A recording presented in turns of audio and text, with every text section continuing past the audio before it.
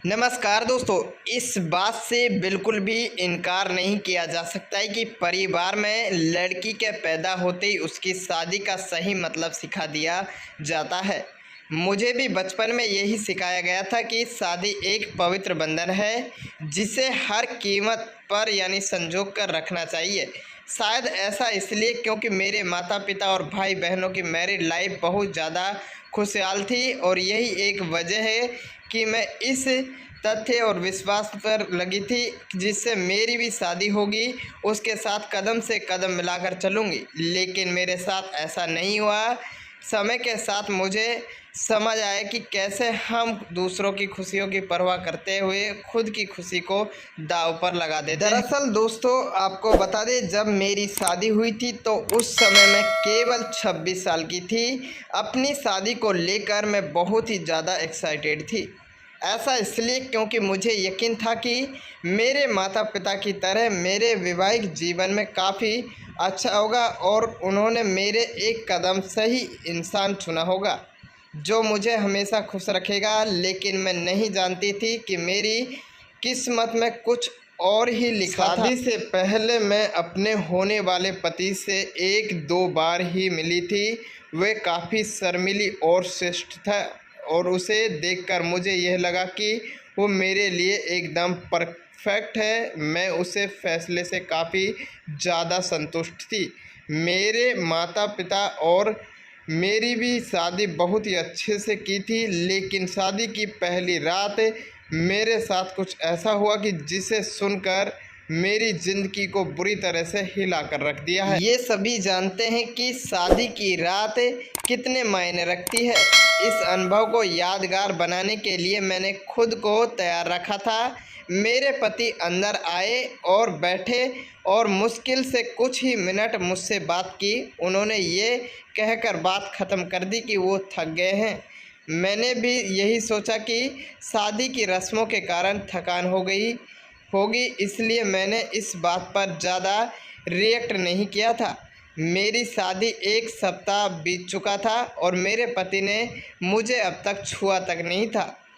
मुझे कुछ अजीब सा लग रहा था, लेकिन मैं अपनी तरफ से पहल नहीं करना चाहती थी। ऐसा क्योंकि मैं बहुत शर्मीली स्वभाव की हूँ।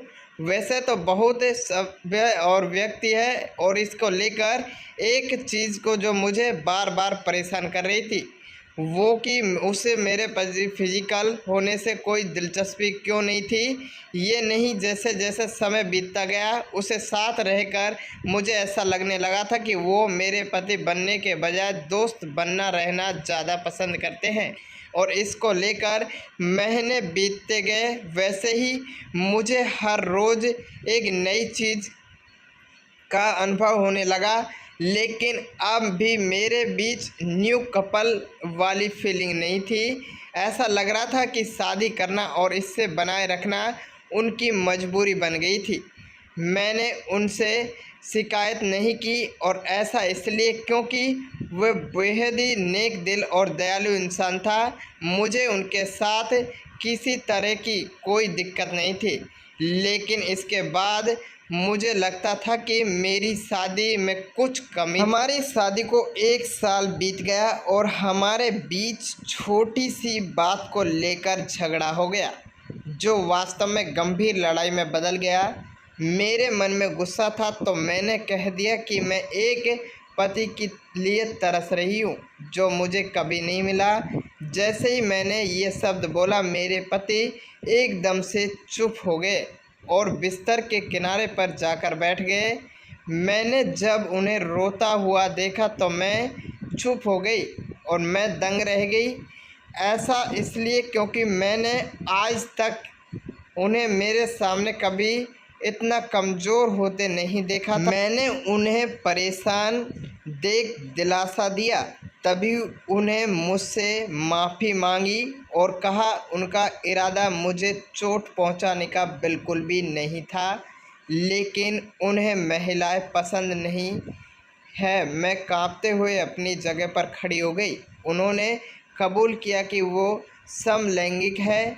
मैं कुछ समझ नहीं पा रही थी। मैंने फिर पूछा कि आप समलैंगिक है तो उसमें उसने मेरी तरफ देखा और कुछ नहीं कहा। मैं यही सोच रही थी कि मेरी शादी बस एक दिखावा थी। मैं बिस्तर पर चुपचाप लेट गई और हकीकत से भागने के लिए सोने की कोशिश करने लगी, लेकिन मैं अच्छे से जानती थी कि ये सपना नहीं है।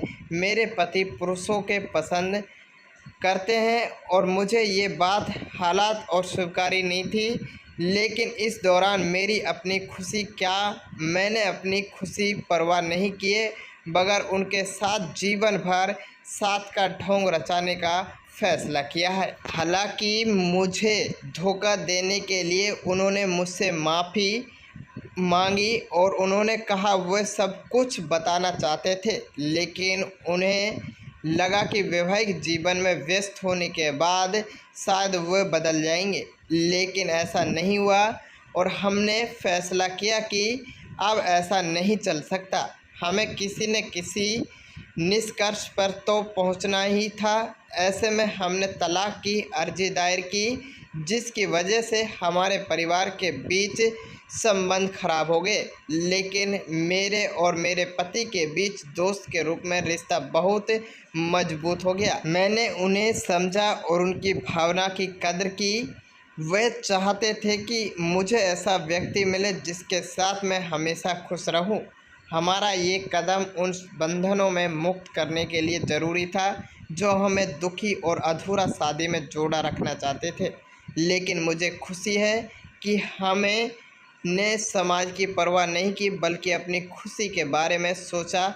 सच कहूँ तो आज मैं बेहद खुश। दोस्तों, स्टोरी कैसी लगी? आपको अच्छी लगी हो तो कमेंट बॉक्स में ज़रूर लिखें साथियों कि आपकी राय। जय हिंद दोस्तों, जय भारत, वंदे मातरम।